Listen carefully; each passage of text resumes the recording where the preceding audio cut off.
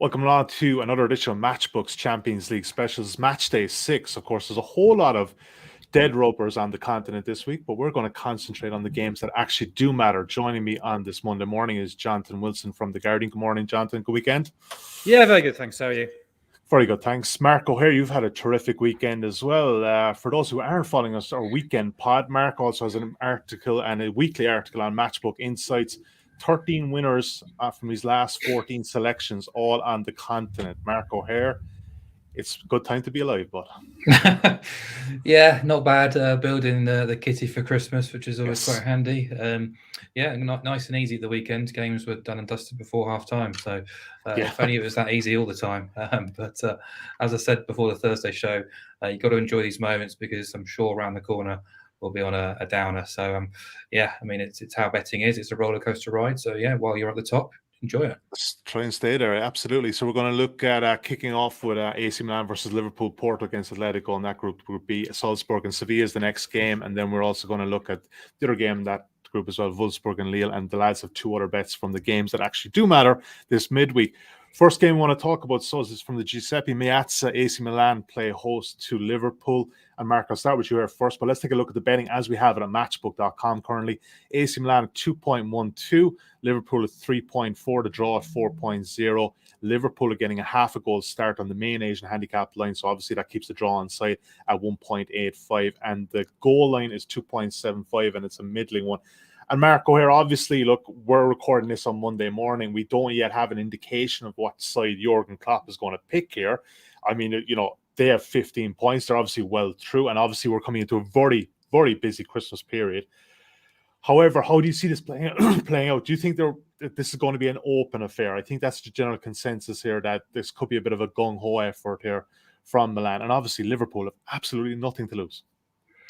Yeah, exactly. Milan must win to stand any chance of progressing. So they are reliant on the Porto Atlético game as well. But I think because that game looks likely to be in the balance, I can't see the team kind of running away with that match. They should keep Milan's interest in this until the very end. And they warmed up for it with a routine win against Salernitana on Saturday, but picked up another key injury in Kier. He's going to be out for a while. Still got a few injuries elsewhere with Giroud, Rebic and Castillejo. Calabria, Leao came off at half-time just as a precaution. But yeah, I mean, you mentioned Liverpool. They are going to make changes. I think there's no doubt about that.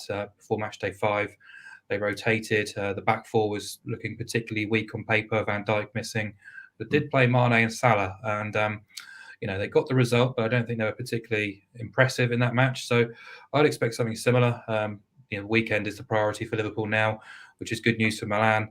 I can understand why people would want to get Liverpool on side in some way or form because they've lost just once all season, beat Porto despite needing to win. But yeah, that game against Aston Villa this weekend is number one on Klopp's agenda, really. So I look at Milan and I think there's possibly is a case for getting them on side in some way, but I just think in this sort of situation, Matchday 6 of the Champions League, I'm just happy to support goals in most of these matches because of what's at play here. And yeah, I thought the lay of the land, Milan must win. Knowing that Porto Atleti, unless it's a draw, you know, there's definitely something here for Milan to play for. And I think a weakened Liverpool backline, a weakened Liverpool midfield gives Milan an opportunity to impose themselves a bit more. They have only failed to score once all season. That was away at Porto in the Dragao, which is always a difficult place to go unless you're Liverpool. So, yeah, I think, you know, I'm not kind of doing anything inventive here. It's just the fact that it's Matchday 6. There's a lot to play for.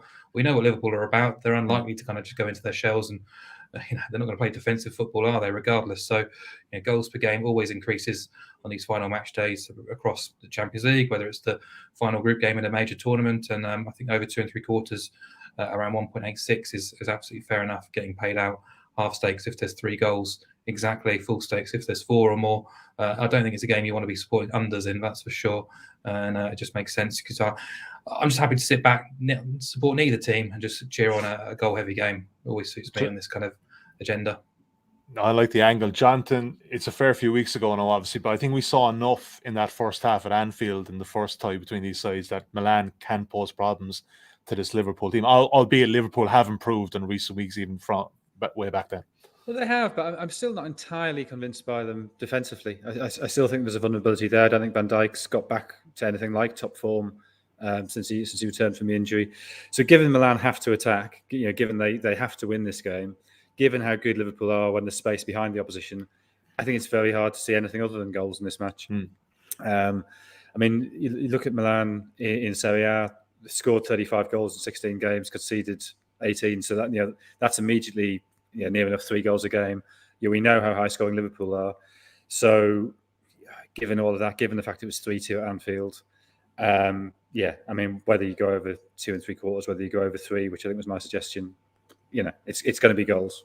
Yeah, absolutely. 2 3/4 available on site at it'll appear on site at 2.5/3.0. So let's take that one with a small bit more of conservatism there at 1.86. All right, that's the first selection locked in for match day 6. Next game, of course, in that Group B as well. It's going to be very potentially a feisty affair in the Dragao. Porto against Atletico. Current betting as we have it at matchbook.com. You can back the home team here at 2.76. Very slight underdogs here. Atletico at 2.72. The draw available at 3.4. Porto on the draw no bet market is 0.0. That's 1.97 and 2.25 is the total. Not surprising, that's pretty low total. Jonathan, what of Atletico? I mean that performance against AC Milan was, I don't know, it didn't make a lot of sense. There was a bit of conservatism, and then they didn't really know what they're doing. They're almost like they were caught between two stools. And that's the kind of story for this team this season, because the Simeone obviously wants to, make them more of an attacking outfit or whatever else, but I don't know. It just seems like they don't really know what they are. And that loss of the weekend, the home to Mallorca. Yeah. Yeah, it's not so great, is it? No, and I've just been really disappointed by them this season. Very hard to get a handle on.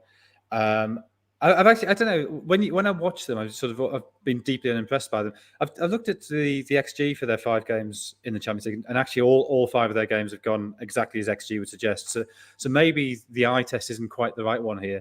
But the game when they won away to Milan, 2 late goals, but they were poor in that game, got away with it.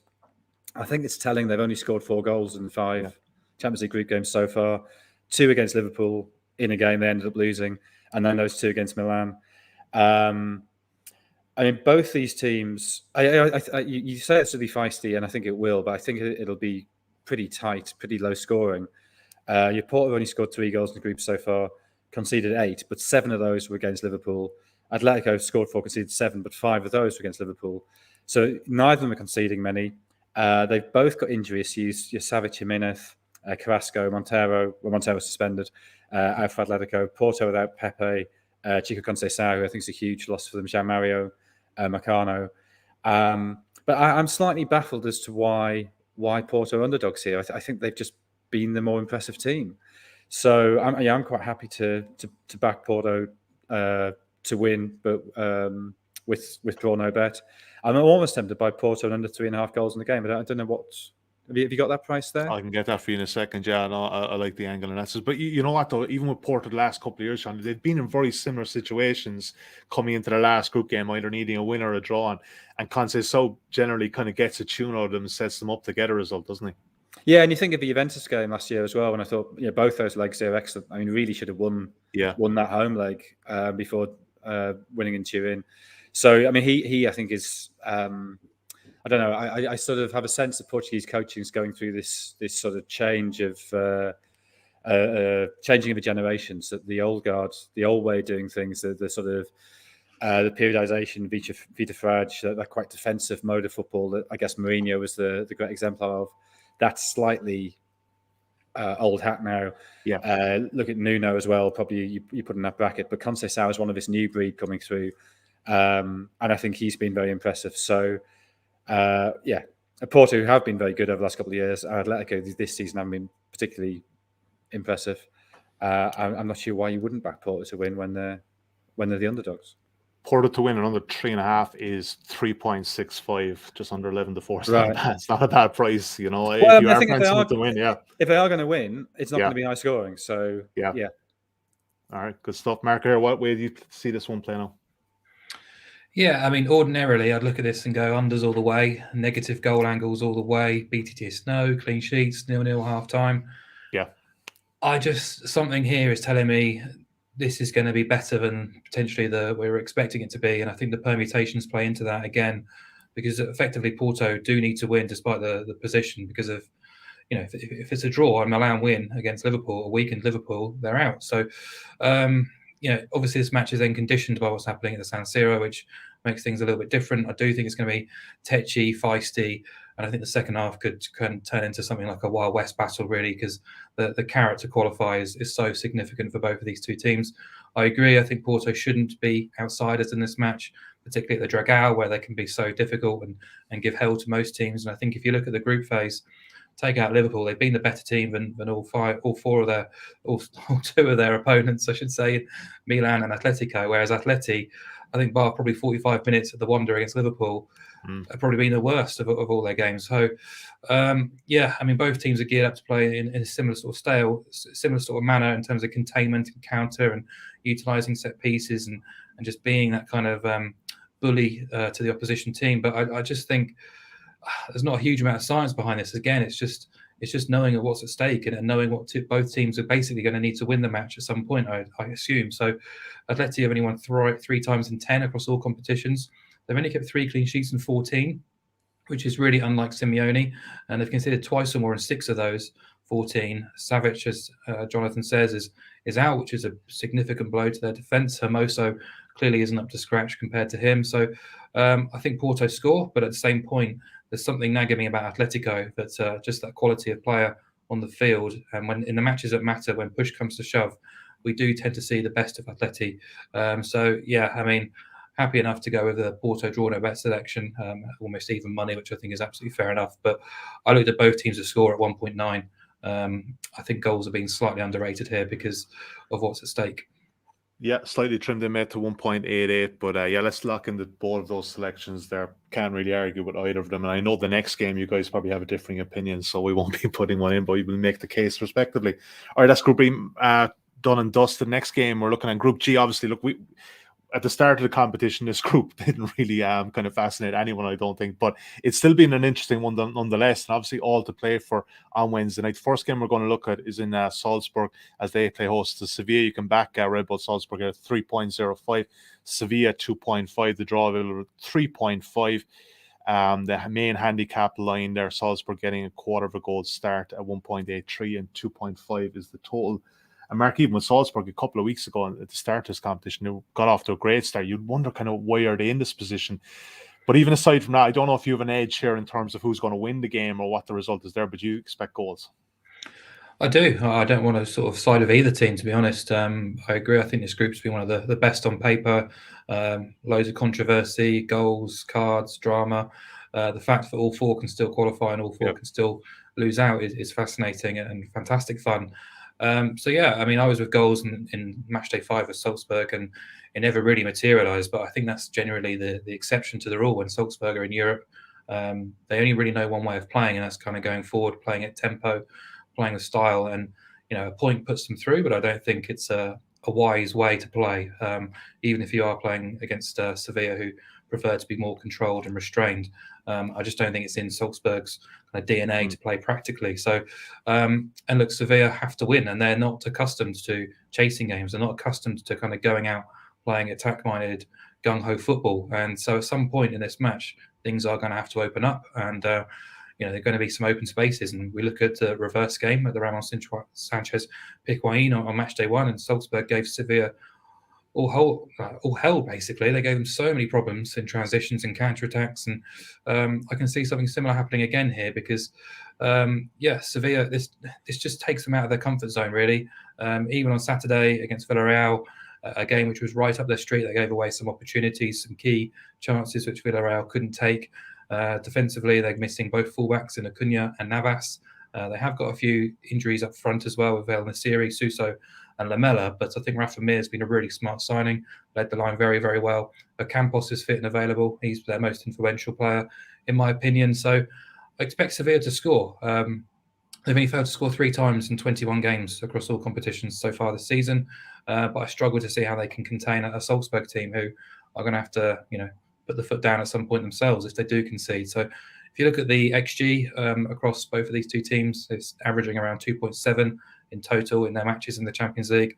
Salzburg have hit overs in 17 of the last 22 in this competition. Both teams have scored in 19 of those. And I just think the way in which the group is set up right now, So yeah, having to get forward and score goals or win the match. And Salzburg, obviously, if they do concede, needing to get a result themselves, lends itself to a higher scoring game. And I'm just surprised over 2.5 goals is trading around sort of 1.9. I think if Sevilla's name wasn't Sevilla and there were any other team in Europe, potentially we'd be looking at something different here. I always want to get goals in a Salzburg game, but particularly on a match day 6 when permutations are in our favour as well. Well, you know yourself, Mark, with a lot of this pricing is historical data. So, I mean, like, you know, that may be why it comes into that. Mark made the case for goals there, John, to make the case for the defences here that you expect the opposite, that it'll be a bit tighter. Let's be clear. It's entirely possible, particularly if I think Salzburg score early, that this could be 4-3 or something. But the fact that under 2.5 is evens, that feels slightly long to me. It feels attractive to me because I don't think Salzburg at the moment are playing particularly well. That they suffered their first defeat of the season 2 weeks ago against Austria Klagenfurt. They weren't particularly impressed with beating Hartberg at the weekend. Admittedly, not a full strength side. I think the loss of Werber at centre back has been a big blow for them, and I think that's disrupted the whole side. You look at them in Europe. Salzburg, 5 games so far, scored 7, conceded 6. Sevilla scored 5, conceded 4. So, you know, it's obviously not a particularly sophisticated way of doing it, but they have not been, neither side's been free scoring in Europe so far. I think the fact Sevilla do have those injuries up front. Lamella's their second top scorer with 4, he's out. And Nasiri is a third top scorer with 3, he's out. And I think the way they'll set up is to try and contain Salzburg early. And I think if there's not an early goal, this could become very attritional and very grim. And that's why I think there's an opportunity at evens for under 2.5. All right, different cases there. So obviously we're not going to lock in a selection, but that's okay. Both guys gave their cases respectively for those goals bets. The other game in this group, in Group G, obviously, you know, a lot on the line here. Wolfsburg play host to Lille. Current betting, we talked about this pre-recording. I get it that Lille only need a point, but I cannot understand why Wolfsburg are this short and this much of a favourite. They're 2.32. Lille at 3.35. The draw available at 3.5. Lille getting a quarter of a goal start in the Asian handicap of 1.94, and the total is 2.5, and it's slightly shade towards the over there at 1.91.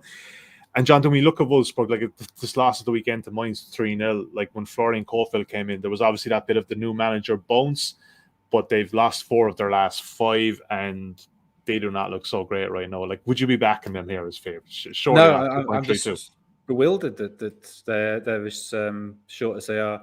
I mean, it's a slightly odd game anyway, and it's 8th in the Bundesliga against 11th in Liga. Yeah. So it's a slightly bizarre game for this stage of the Champions League. But Wolfsburg, obviously had a very difficult season. Ended up sacking Van Bommel. Kohfeldt comes in with 1-3 drawn 1, lost 3, but they've lost the last 3. That bounce has, as you say, it's evaporated. By contrast, I think under Guvenek, Lille are starting to put some performances together, if not necessarily the results. They're unbeaten in 7. I mean, a lot of those have been drawn. They're looking a bit more defensively solid, I think. A couple of injuries for both sides, but I think the fact Castells is out, the keeper for Wolfsburg, I think that's the most significant of those injuries. Although Lille losing Timothy Weah is obviously a blow. But just the way that the group's set up as well, the fact that Wolfsburg have to win this, and you just sort of think, well, Lille, they'll be quite happy to sit back to absorb pressure. And you think of Jonathan David on the break, and he's been in great form this season. That just seems set up for him. So, purely because Lille are so long, them at were they 2.25 to win? It was actually 3.35. 3.35 to win. Yeah. Sorry, that's so I mean, you can get them on site with a pretty decent handicap, which I'll have a look at in a second. But I mean, I think they're missing Bamba as well. But I think that might be even offensively for Wolfsburg. Lucas Nemch has had a great season. Well, maybe not the last couple of weeks, but prior to that, he was in pretty good form. So maybe that balances it out too. But this almost strikes me, Jonathan, as one of these.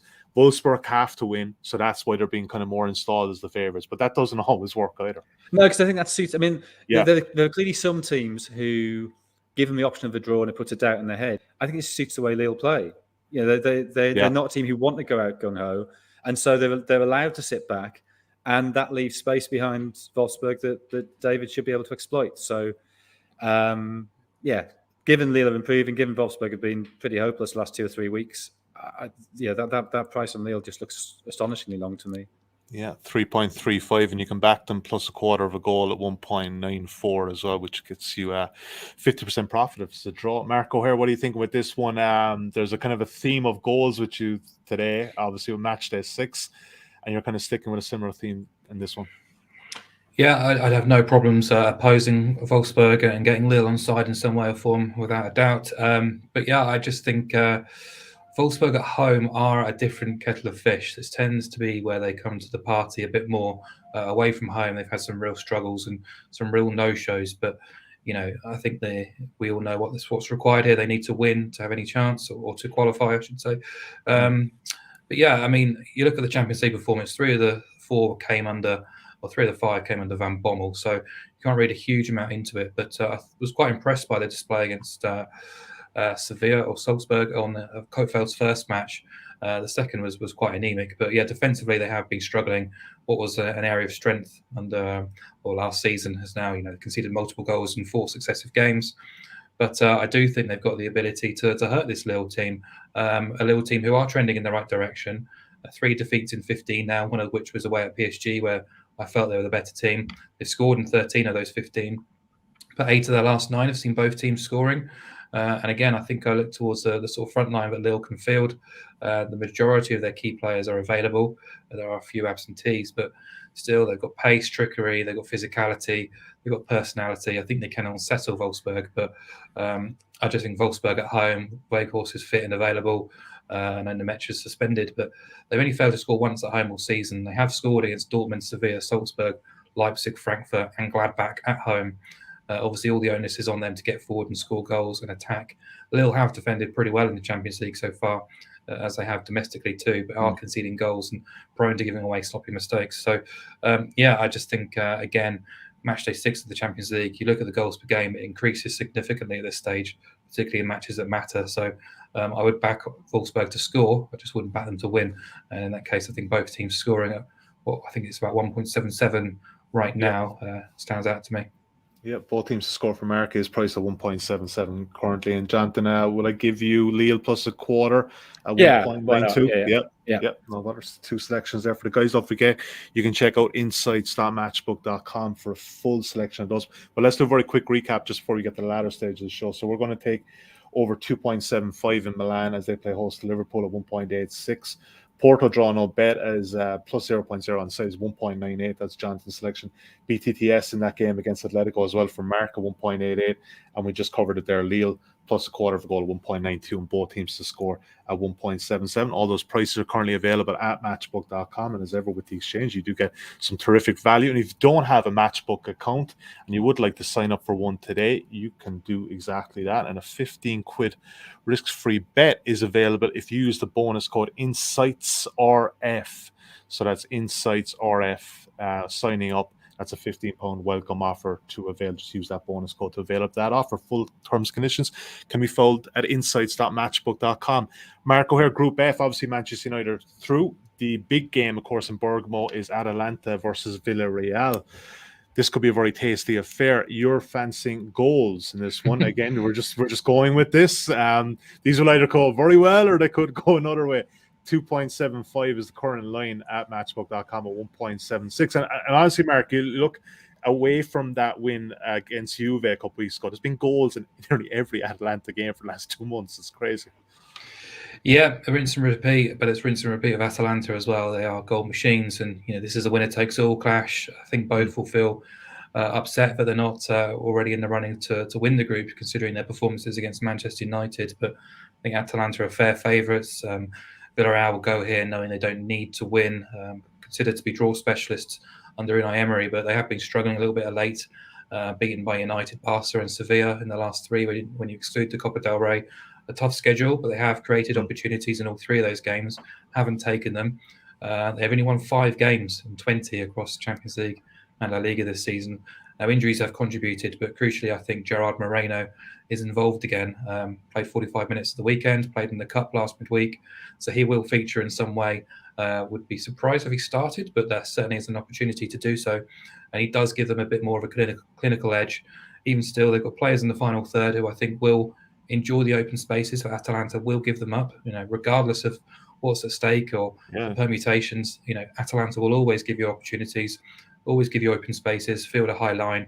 They can get caught out. So, yeah, they are in a great place right now. Admittedly, Atalanta took advantage of an injury hit Napoli on Saturday night, a great advert for Serie A. They've scored twice or more in 15 of 22 games this season, failed to score once. All key attacking players are fit and available. And you just look at the Champions League group so far, they've given up us a 1-0, a 2-2, a 2-2, a 3-2 and a 3-3.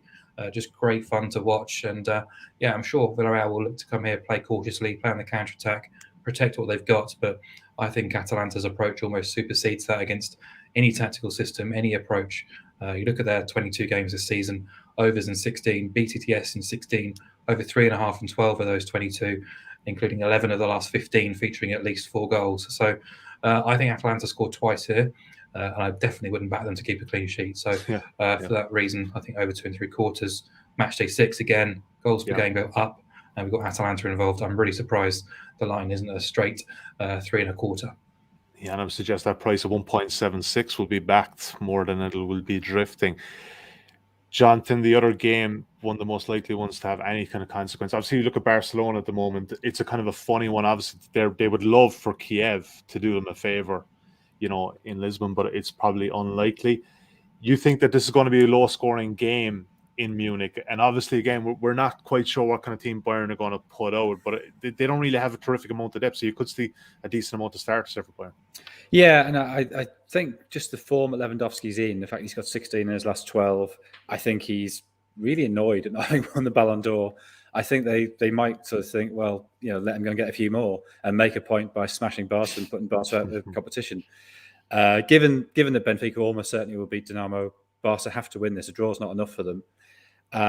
So all that suggests goals. However, I just don't think Barca are any good. I just don't think they can score goals.